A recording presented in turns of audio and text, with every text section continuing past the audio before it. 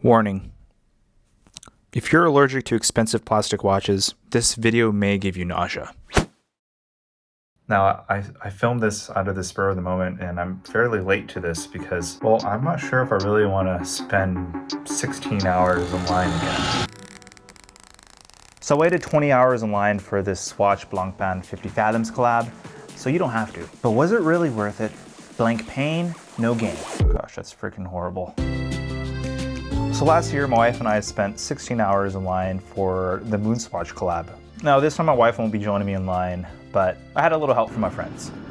Now the biggest thing that really annoyed me the most last year staying in line was not being there early enough. Last year we got there about 4 or 5 in the afternoon the night before the launch. Even though that was really early, we were still about 35th in line. And later on the next morning when the doors started to open, we were about 55th in line. And this is due to a group of flippers that had their friends basically cut a line in front of them. And I didn't want that to happen, so we got there a little bit earlier than the last year's event. Well, it looks like I'm literally the first person here. I'm joined here by a couple friends, and we're literally the only ones in line right now, so I don't know about this. I think we're gonna be the only ones out here for a while. But as I anticipated, this wasn't gonna be as big as a release as the Omega collaboration, just because the Blancpain name isn't as large and well-known as Omega. Because I had the experience from last year of staying in line, we needed to be prepared, and I knew how to do just that. First off, we need transportation. In this case, I traveled with my electric unicycle, or EUC for short, a helmet to keep me safe, a camera to document my time in line, a charger to keep my phone charged, pepper spray because this is the streets of San Francisco and you don't know what's gonna happen out there, a chair to get myself off the cold ground, a blanket to keep myself warm throughout the night, and a backpack to put everything into. It hit around 8 p.m. when people really started to pour in, and to my surprise, there was actually quite a few watch enthusiasts that was in line, until there wasn't. The watch flippers started to come through. You can kind of tell what they look like. They usually wear like very hype beast type of clothing. Actually, they came up to me and asked me how long I've been staying in line for, just to tell them that, yeah, I was there since 4 p.m. and we beat you guys. We were the first ones in there. So as the night progressed into the next early morning, I noticed that there were 4 types of people in the line. Of course, you have the resellers, but to my surprise, there were actually quite a bit of watch enthusiasts inside of there. A few of them, including us, were near the front, which is great because I want to make sure that there should be people that are enthusiasts and people who are really enthusiastic about this release, like us. And the next type of people are the Swatch enthusiasts. There are older folk who've been collecting swatches since the 80s since they were kids, and I thought that was pretty cool that they're into this as well. Now, compared to last year, this event was a lot more structured and even had security, 4 in fact, for majority of the night until the next morning when there were 6 to control the lines, to make sure that everything's in order compared to last year where, you know, people started cutting in line and a lot of people got mad, including myself, because now some people that are near the end of the line won't be able to get some watches. However, there's some moments when you start questioning yourself, is all this even worth it? Like, is this worth my time to just stand in line for 20 hours and looking at this for the next 20 hours. I almost caved in. I almost caved in, I'm not gonna lie. Now, every so often I would get up from my chair and kind of look around at how large the line grew throughout the night. I wasn't surprised by how long it took for the line to form, just because I think a lot of people were looking at social medias and seeing the New York location. So by the time the next morning came, I think that's when a lot of people started FOMOing into this and started lining up. So definitely a large line, but nowhere in comparison to the MoonSwatch release. We made it to the morning. So finally, after 20 grueling hours in the San Francisco street, it was time to go into the store. And my God, it was magnificent to be the first one to walk into that store on the release day. It was painful, but it felt great. Blancpain, no gain. So the packaging for this is larger, I think, than the original MoonSwatch. It looks very much like an adventure-esque type of font, which this watch is a dive watch. It is an adventure watch, but you know, in a plastic form, of course. It's not a true dive watch. And then when you open it, you're presented with these pods, which is the watch case itself. They're really nice and step up from the last packaging, which if you were to put it back into the box, it would immediately scratch the crystal. This one has a little bit of clearance from the top of the watch case, so there is no scratch that is bound to happen. And also the watch is coated in some anti-scratch coating, which I'm not sure what it is, but let's see over time on how scratch resistant the coating is. Now, taking the watch outside of the package for the first time, I was pretty surprised by how heavy it was. I mean, compared to the MoonSwatches, it is just a tad bit heavier. I think this mostly has to do with the System 51 automatic movement, and also to the fact that it is a lot thicker than the MoonSwatch. 14.4 millimeters, in fact, which even for a proper dive watch, that is a pretty thick boy. I think for a lot of people who have smaller wrists under 7 inches, this watch is gonna wear quite large on your wrist, especially the height of it. It isn't head heavy just because it is a plastic watch, but because of its thickness and the nature of a NATO strap, it wears pretty tall. Now, on the wrist itself, it does feel very comfortable. Feels like nothing is there. It's a bioceramic watch. It does feel tall, and if you're not careful, you could,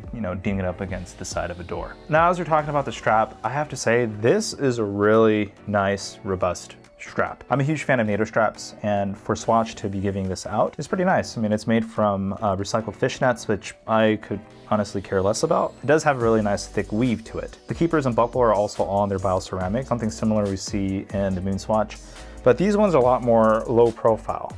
Now, even though that's a good thing, it's kind of annoying when you have this little tail end piece at the very end. You kind of have to do this thing to jigger it down so it can fold back into itself. And because it's kind of low profile, it's kind of difficult to weave it back into each other. But over time you get used to it, and once it's on your wrist, you don't really care about it anymore. Now, one thing I was really curious about when purchasing this watch was the bezel. I was curious if the bezel was going to be functional. And to my surprise, it is, and it really exceeded my expectations. First off,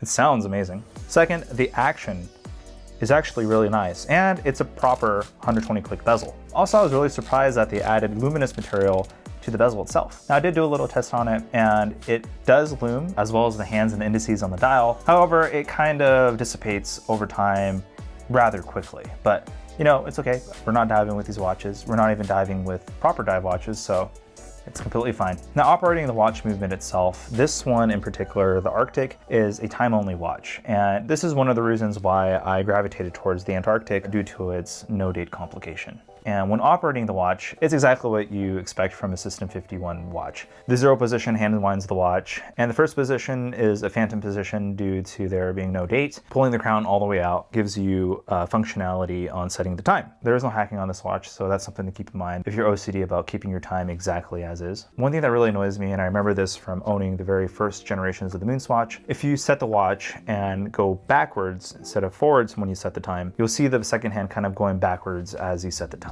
It's completely normal, unfortunately.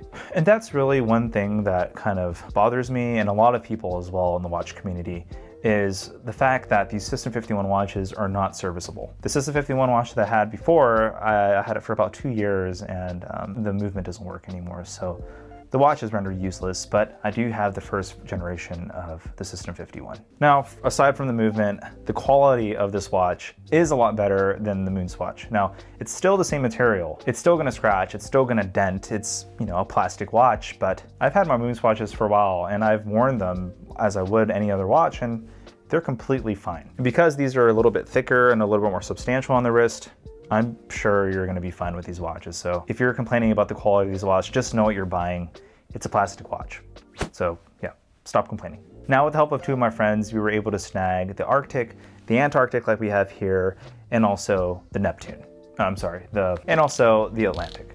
And I have to say, my favorite color out of the bunch has to be the Antarctic, and a lot of people can agree as well. First of all, it's one of the 2 watches in the lineup that are time only.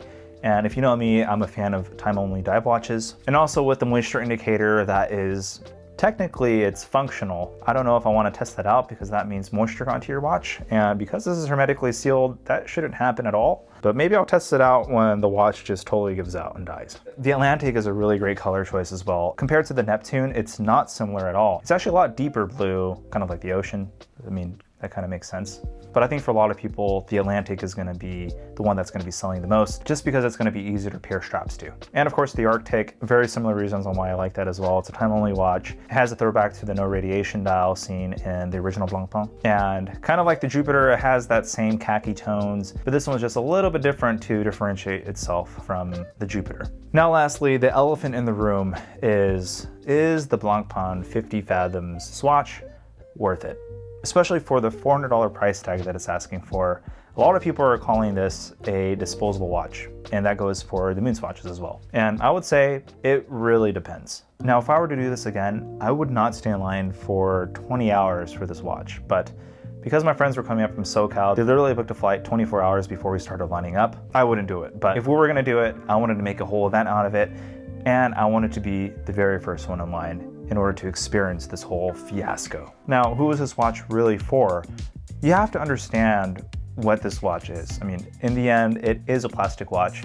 It will break down eventually, and you won't be able to do anything about it. The MoonSwatch will probably last longer than this watch, to be honest, because the quartz movement, even though it's not serviceable, if it runs out of battery, you can just swap it in for a new one and it will start running again. Honestly, it is purely for the watch enthusiast. As I said before in my very first video about the MoonSwatches, it's a toy version of 50 Fathoms. That's all. That's really all it is. And I know a lot of people are gonna say $400 is a lot of money for a toy watch. And yes, honestly, yeah, they're not wrong at all. For watch enthusiasts that own 10, hundreds, maybe even thousands of watches, maybe a little bit of fun is what we need. I think it is bringing attention to these less known watch brands like Blancpain that is only really known within the watch community. So I think what Swatch is doing to bring a little bit more recognition to the brand, quite honestly, brilliant. So I looked at paying the $400 for this Swatch as a Swatch event and walk out with the first Swatch in San Francisco. And that's something $400 and a sleepless night can't buy.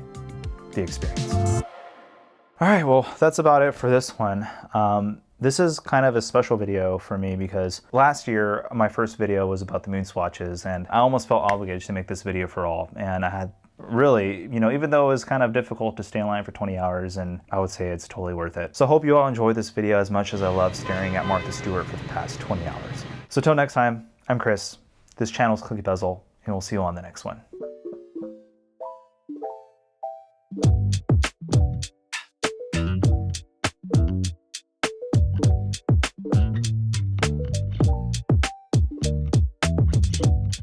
All right, I need to go back to sleep.